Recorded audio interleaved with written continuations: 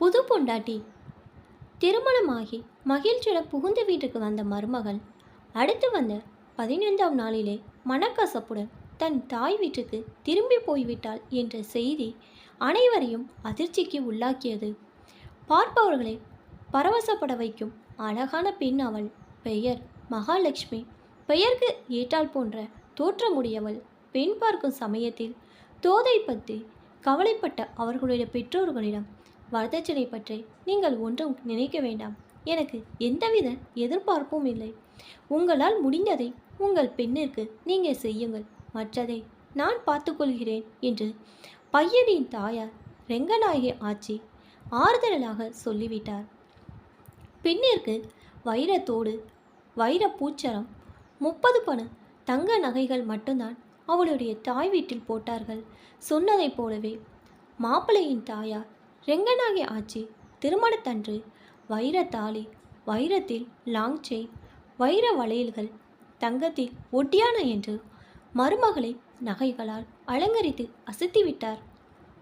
காரைக்குடியில் 5 விளக்குகள் அருகே தர்ம நாராயணன் செட்டியார் தெருவில்தான் ரெங்கநாயகி ஆச்சிக்கு வீடு. பின் வீட்டாரும் காரைக்குடிதான், முத்துப்பட்டணத்தில் வீடு. 2 வீட்டாரும் சேர்ந்து திருமணத்தை ஒன்றாக நடத்தி வைப்போம், அலைச்சல் இருக்காது என்று சொல்லி ரெங்கநாயகி ஆச்சி பெரிய திருமண மண்டபத்தை பிடித்து திருமணத்தை சிறப்பாக நடத்தி வைத்தார். தொடர்ந்து 3 நாட்கள் விருந்திற்கும் ஏற்பாடு செய்திருந்தார். எல்லா செலவுகளையும் தானே ஏற்றுக்கொண்டு பெண் வீட்டாரிடம் நீங்கள் ஒன்றும் தர வேண்டாம் என்று சொல்லிவிட்டார். ஆச்சியின் செல்வ செழிப்புதான் அதற்கு துணை செய்தது. எதிர்பார்த்தபடி அழகான மருமகள் கிடைத்த மகிழ்ச்சியில் ஆச்சியும் மனமும் வந்து அதை செய்தார்கள். திருமணம் முடிந்த அடுத்த நாள் குலதெய்வ கோவில் குன்றக்குடி என்று புதுமண தம்பதிகளை அழைத்து சென்றவர் 4ஆம் நாள் அன்று தாங்கள் வசிக்கும் ஊரான திருச்சிக்கு கணவன் மணமக்கள் சகிதமாக புறப்பட்டு வந்துவிட்டார். திருச்சிக்கு வந்த 2ஆம் நாளிலே புது மருமகள் மகாலட்சுமிக்கு 2 விஷயங்கள் பிடிபட்டது. தன் கணவன் திருமணத்திற்கு முன்பு பார்த்து வந்த பெங்களூர் வேலையை உதறிவிட்டு வந்துவிட்டான். இனிமேல் அவன் திருச்சியிலேயே அவன் தந்தையாரின் தொழிலுக்கு உதவியாக இருக்கப் போகிறான் என்பது தெரிய வந்தது. அத்துடன் தான் பார்த்து வந்த ஐடி கம்பெனி வேலையை பெங்களூருக்கு மாற்றிக்கொண்டு வேலையில் தொடர்வது சாத்தியமில்லை என்பதும் தெரிய வந்தது. அவளுடைய கனவுகையெல்லாம் தகர்ந்து விட்டது. நிலை குலைந்து போய்விட்டாள். அவள் பொறியியல் படிக்கும் காலத்தில் அண்ணா பல்கலைக்கழகத்தில் தங்கப்பதக்கத்துடன் தேர்வானவள். படித்து முடித்தவுடனே நல்ல நிறுவனம் ஒன்றில் கை நிறைய சம்பளத்தில் வேலை கிடைத்தது. முனைப்புடன் வேலையை கற்றுக்கொண்டவளுக்கு அந்த நிறுவனத்தின் மேல் அதிகாரியிடமும் நல்ல பெயர் கிடைத்தது. திருமணத்துக்கு பிறகும் வேலையில் தொடர வேண்டும் என்று கனவும் ஆர்வமும் அவளுக்கு இருந்தது. பெண் பார்க்கும் சமயத்தில் தனித்து பேசும்போது அதை பாலாஜியிடமும் சொல்லியிருந்தாள். அவனும் சரி என்று சொல்லியிருந்தான். திருமணத்திற்கு பிறகு இப்போது அதை பற்றி கேட்டால், பொறுமையாக இரு, திருச்சியிலே உனக்கு ஒரு வேலை பார்த்து தருகிறேன் என்கிறான். அவளுக்கு நம்பிக்கை இல்லை. திருச்சியில் இங்கே பெரிய ஐடி கம்பெனிகள் உள்ளன, எல்லாம் ஏமாற்று வேலை என்று தெரிந்து கொண்டாள். தில்லை நகரில் உள்ள வீட்டில் கூட்டு குடும்பமாக இருக்க வேணும் என்று நினைத்தால், திருவரங்கத்தில் எங்களுக்கு சொந்தமான வீடுகள் உள்ளன, அங்கே போய்விடலாம் என்று சமாதானம் சொல்கிறான். கூட்டு குடும்பம் எல்லாம் ஒரு மேட்ரே இல்லை, எனக்கு என் வேலை முக்கியம், அதற்கு என்ன சொல்கிறீங்க என்று கேட்டாள். பொறுத்திரு, உன்னுடைய லீவை நீட்டித்து வை, பார்ப்போம் என்கிறான். அவளுக்கு நம்பிக்கை போய்விட்டது. திருமணம் முடிந்த 15ஆம் நாள் அவளை பார்க்க வந்த தன்னுடைய தந்தையிடம் 2 நாட்களில் வருகிறேன் என்று மட்டும் இவர்கள் வீட்டில் சொல்லிவிட்டு அவள் புறப்பட்டு போய்விட்டாள். போனவள் வரவில்லை. பிரச்சனை ஆகிவிட்டது. பிரச்சனையை முழுமையாக தெரிந்து கொள்ள திருமணத்திற்கு முன்பு நடந்ததை நாம் தெரிந்து கொள்வோம். வாருங்கள், அதை பார்ப்போம். ரியல் எஸ்டேட் ரெங்கநாதன் செட்டியார் திருச்சி நகரில் மிகவும் பிரபலமானவர். இடம் வாங்கி அடுக்குமாடி குடியிருப்புகளை கட்டி விற்பனை செய்யும் தொழிலை செய்து கொண்டிருந்தார். சுமார் 100 பணியாளர்கள் அவரிடம் வேலை செய்து கொண்டிருந்தார்கள். யாரிடமும் அதிர்ந்து பேச மாட்டார்.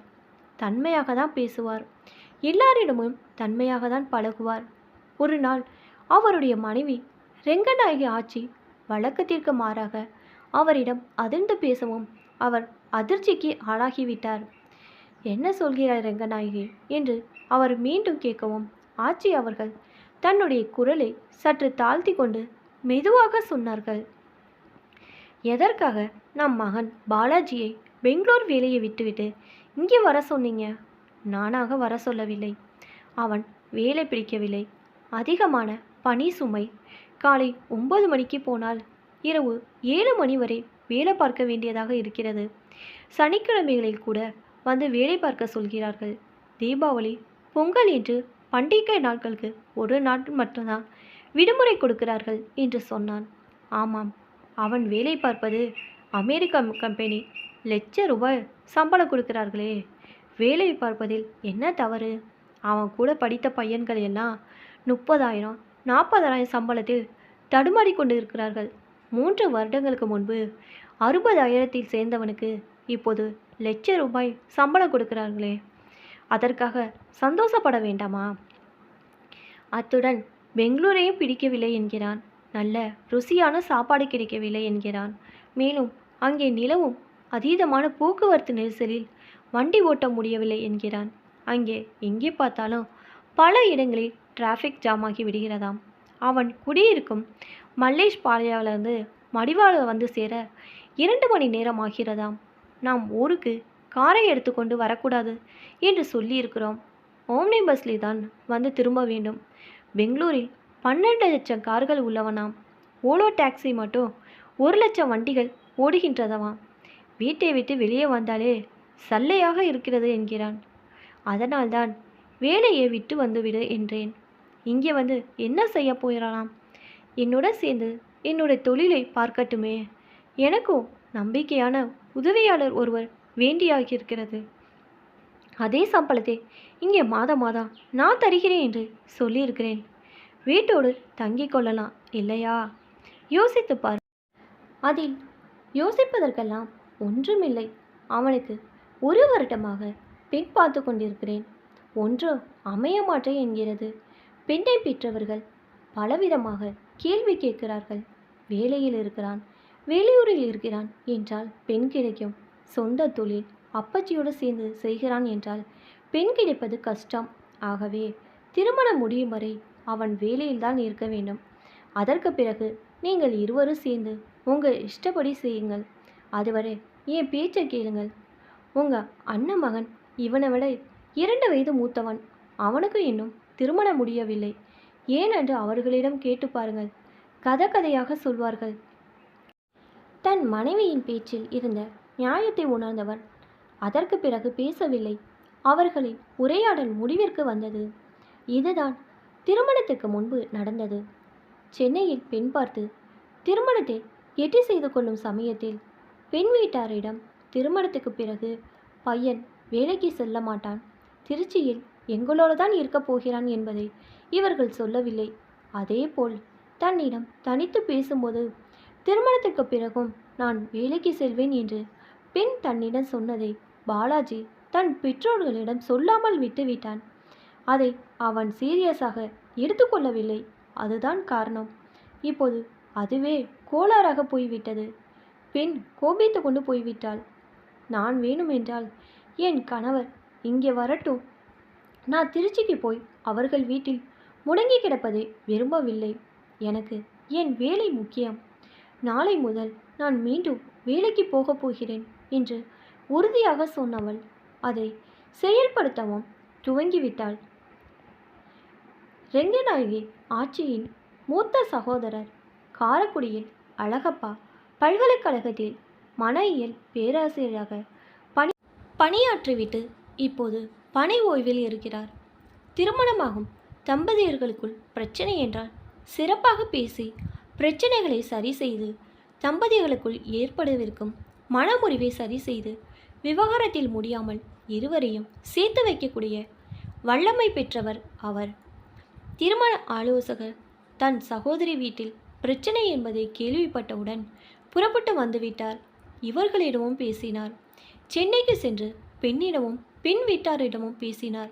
என்ன செய்தால் பிரச்சனை சரியாகும் என்பதை தெளிவாக சொன்னார். அந்த பெண் மகாலட்சுமி மிகுந்த மனக்கசப்போடு இருக்கிறாள். அவளுடைய மனக்கசப்பு நியாயமானது. அவள் படித்த படிப்பிற்கும் ஆர்வத்திற்கும் அவள் வேலைக்கு செல்வது தவறில்லை. தவறெல்லாம் உங்கள் பக்கம்தான்.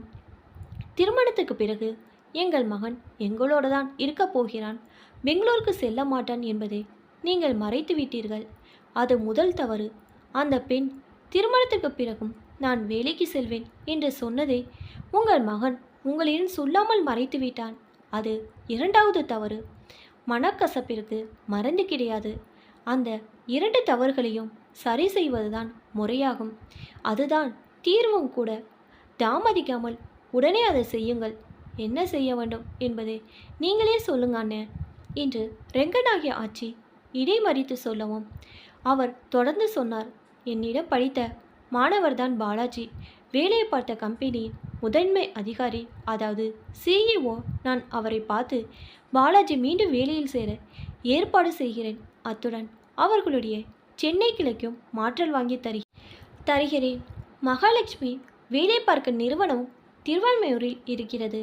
பாலாஜியின் கம்பெனி கிளையும் திருவான்மையூரில் ஓஎம்ஆர் ரோட்டில்தான் உள்ளது. திருவான்மையூரில் அடுக்குமாடி குடியிருப்பு ஒன்றில் இருவரும் தங்கி வேலைக்கு செல்வதற்கு வசதியாக வீடு ஒன்றை பிடித்து கொடுங்கள். மற்றதெல்லாம் தானாக நடக்கும். தம்பதிகள் ஒருவரை ஒருவர் புரிந்து கொண்டு குடும்பம் நடத்தட்டும். உங்கள் தலையீடு இல்லாமல் பார்த்து கொள்ளுங்கள். தன் மூத்த சகோதரின் ஆலோசனையை கேட்டு அதன்படியே அத்தனையும் ரெங்கநாயகி ஆட்சி செய்தார். ஒரு ஆண்டு காலம் சென்றதே தெரியவில்லை. திருவான்மையூரில் ஒரே மருதேஸ்வரர் அருளார். அடுத்த ஆண்டே மகாலட்சுமி ஒரு பெண் மகவை ஈன்றாள். பிறந்த குழந்தையை பார்ப்பதற்கு மருத்துவமனைக்கு சென்ற தன் மாமியாரிடம் மகாலட்சுமி மகிழ்ச்சியோடு சொன்னா, அத்தை, இவளுக்கு ரெங்கநாயகி என்று பெயர் வைக்கலாம் என்று உள்ளேன். அதை கேட்ட ரெங்கநாயகி ஆட்சியின் கண்கள் பனித்தன.